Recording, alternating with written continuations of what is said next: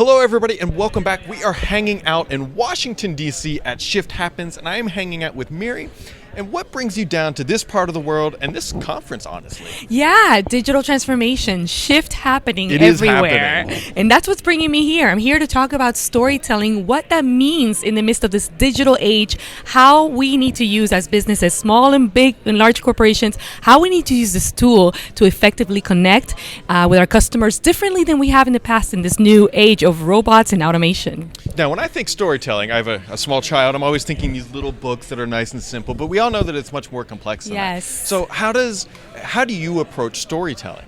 Yeah, so when I was doing direct storytelling in core services engineering at Microsoft, we were telling the stories of digital transformation. It is a little bit of the book story time, really, with your child, because there's magic there. It's that one-on-one connection that we're going to try to approach. And the way that I've done it is through actually design thinking. So I've been able to match each of the design thinking phases to storytelling, and I'll be talking about how we're going to do that today. Okay. So let the design phase thinking. That is, for some people, and myself included, candidly, that's a new way of thinking and approaching things. Let's dive into that. How does that work? Yeah. So the first thing is, the phase of empathizing. So you have to empathize with your audience first. You have to think about your audience no longer as a target audience, where you come in from a marketing perspective and say, this is the new feature or the new update to our service. Okay. Now we're thinking about the audience and how they feel about the brand, about your brand. There's a connection. Our new generations, Gen Z and millennials, they're thinking about becoming friends with the brand. So it's no longer about what the service is, but what you make the person feel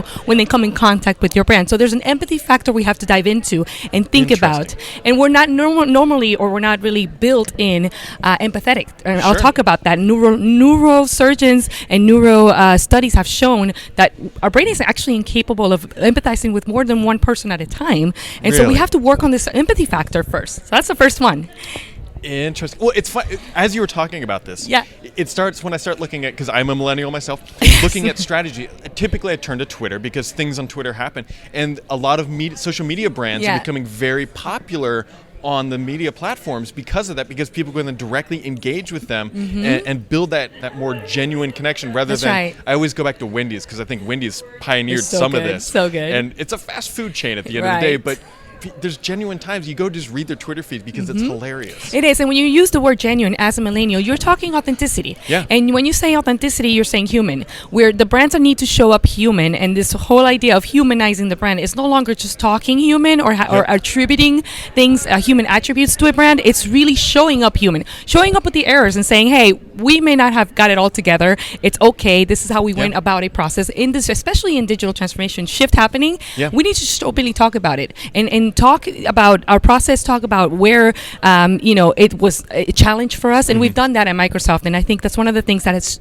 shifted our mentality from a know-it-all to a learn-it-all. Yeah, it's the more you talk about this, the more I'm like, oh my God, this actually works, because I'm a heavy Twitter user. Okay. But I fly Delta primarily now, and how they got my loyalty was through Twitter DMs, because I had an issue, and I just, you're complaining like, oh, my flight's late, and they immediately DM you, and you send them your flight information, and they will change your flights and do all of it, and they'll make that connection that is not just you picking up the phone, and they're very proactive, and it falls right into that narrative. And that's a great segue to the second phase of design thinking, which is defining. Once you become empathetic to your customer, then you define your character. How will you play in the story? Are you going to be the hero in your own story, in your brand story, or will you show up and save the day like Delta did for you? And then, when you become the hero in the story, when you win, they win, right? And so there's this shift of the mentality of brands coming in and saying, this is our service, this is our product, and this is why you should buy it, versus this is how it makes you better as a consumer. Gotcha. Very, very interesting. Yeah. And it's all...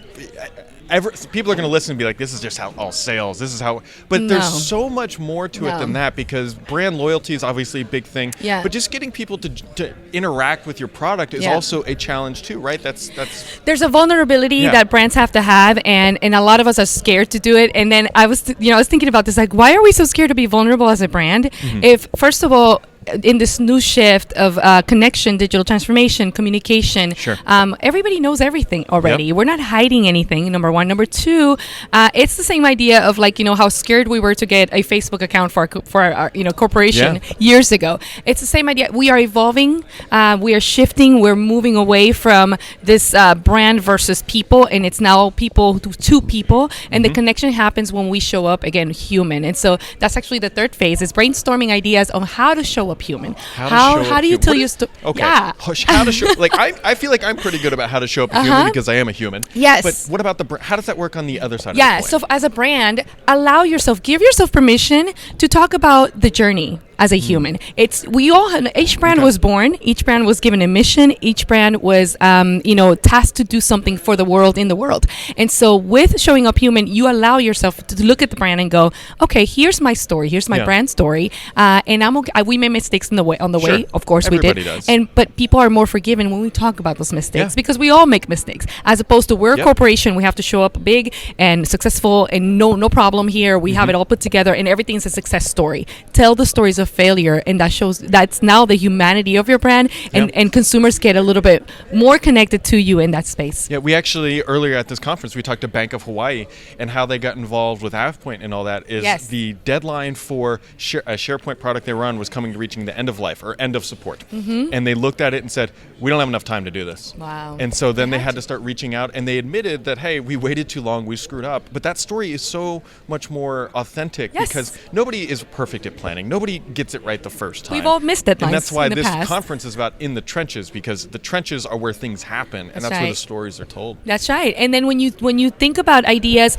every audience is going to be different. You have to think about your audience empathetically, and then you come up with story concepts. How are you going to deliver that story? Is it going to be a video? Is it going to be a blog? Is it going to be a big production? I don't recommend a big production. We don't really care about that anymore in storytelling. And for us in IT pros, we learned that our IT pros liked blogs. That's how they want. They want to learn the how-tos of digital transformation at Microsoft. So we had tried everything else. We tried video. We tried podcasting. Didn't work. So again, don't assume for your customer. Have the one-on-one conversation and find out, hey, how do you consume content? How do you like to be told stories? And the books work, and for the child, a blog may work, a video may work. So don't assume, and then test them. The last phase is testing. Go out there, put them out there, and see what happens. See what people, how do they respond? Did it evoke the emotion that you were set out to evoke from your customer? Did you want to inspire them? Did they come out inspired? And if not, go back to the drawing board and do it again.